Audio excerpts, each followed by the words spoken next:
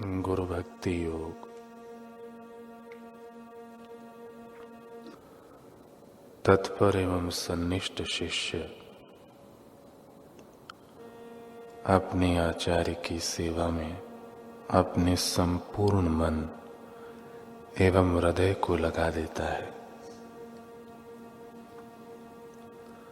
तत्पर शिष्य किसी भी परिस्थिति में अपने गुरु की सेवा करने का साधन खोज लेता है। अपने गुरु की सेवा करते हुए जो साधक सब आपत्तियों को सह लेता है, वह अपने प्राकृत स्वभाव को जीत सकता है।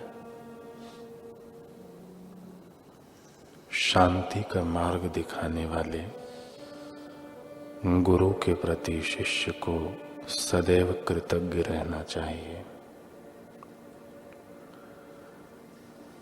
कृतज्ञ यानी बेवफा शिष्य इस दुनिया में हीन भाग एवं दुखी है।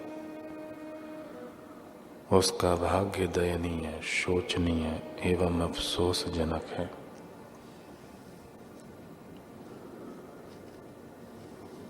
पवित्र वेदों के रहस्य उद्घाटक आदि एवं पूर्ण ब्रह्म रूप महान गुरु को मैं नमस्कार करता हूँ। शिष्य जब अपने गुरु से मिले तब उसका सबसे प्रथम फर्ज है खूब नम्र भाव से अपने गुरु को प्रणाम करना।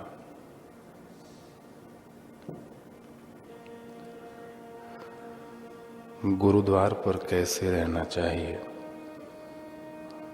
ये हमें पूज्य गुरुदेव बता रहे हैं।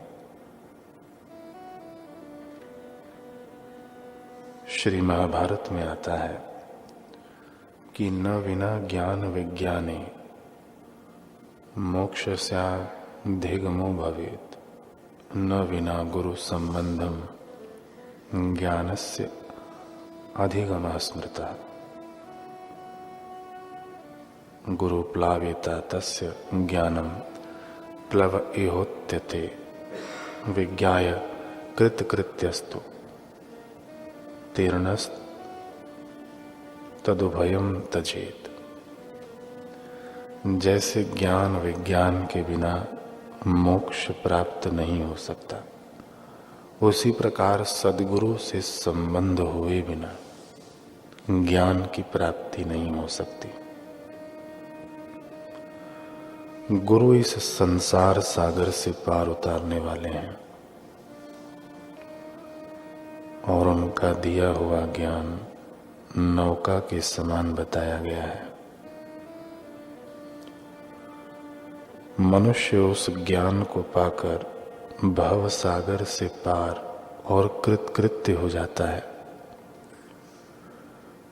फिर उसे नौका और नाविक दोनों की ही अपेक्षा नहीं रहती।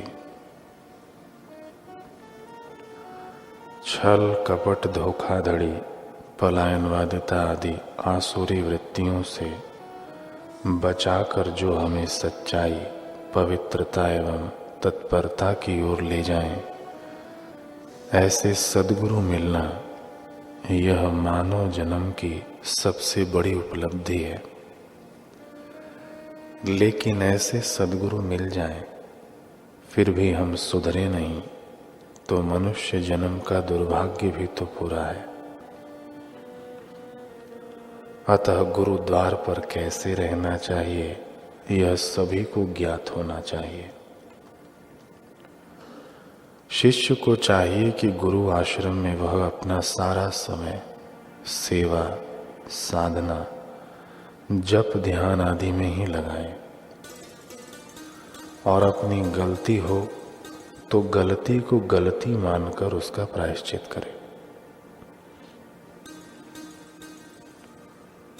हमारी जो भी गलत आदत है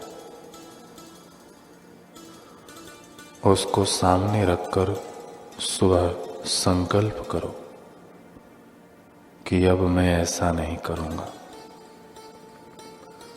फिर भी गलत आदत नहीं निकलती है तो सद्गुरु से, भगवान से प्रार्थना करो, गुरु भाइयों से कहो कि मुझ में यह गलती है। अपनी गलती को चिल्लाकर भगाओ तो भागेगी, नहीं तो गलती को गलती के रूप में भी नहीं स्वीकार कर सकोगे।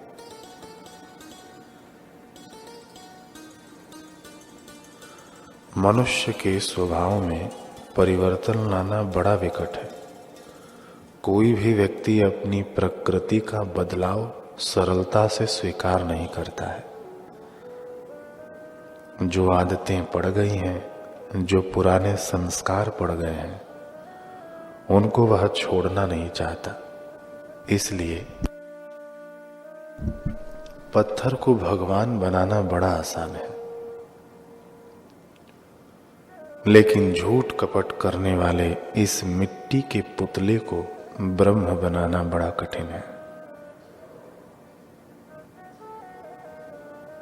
किसी मठ, मंदिर या संस्था को चलाना भी सरल है, लेकिन बेईमानों, कपटियों को ब्रह्म सुख देना असंभव है, क्योंकि वे अपनी गलत आदतों को छोड़ने के लिए राजी नहीं होते। दुर्गुणों का त्याग किए बिना सब ऐच्छिक साधन एवं सुख गुरु से प्राप्त कर लेना चाहते हैं। वे तो मानो डामर की सड़क पर खेती करना चाहते हैं। यदि ब्रह्म सुख पाना है, आत्म सुख पाना है, तो साधक को झूठ, कपट, बेईमानी, अपने बचाव की आदत आदि दुर्गुणों का त्याग करना ही पड़ेगा। साधक को चाहिए कि वह जप, ध्यान, सेवा, साधना तत्परता से करता रहे और नियम में निष्ठा रखे। ऐसा करने से पुरानी गंदी आदतें दूर होंगी एवं मनमुखता मिटेगी।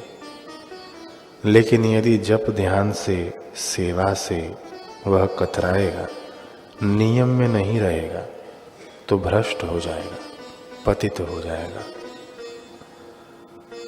साधारण जगह पर किए गए किसी भी कार्य की अपेक्षा तीर्थ व गुरुद्वार पर किए गए कार्य का फल अनंत गुना होता है।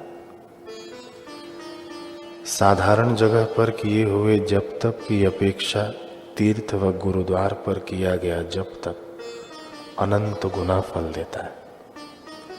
इसी प्रकार साधारण जगह पर किए गए झूठ, कपट, बेईमानी की अपेक्षा तीर्थ व गुरुद्वार पर किए गए झूठ, कपट एवं बेईमानी से ज्यादा पाप लगता है। मन में जैसा आता है वैसा ही जो करने लग जाता है, उसका पतन हो जाता है।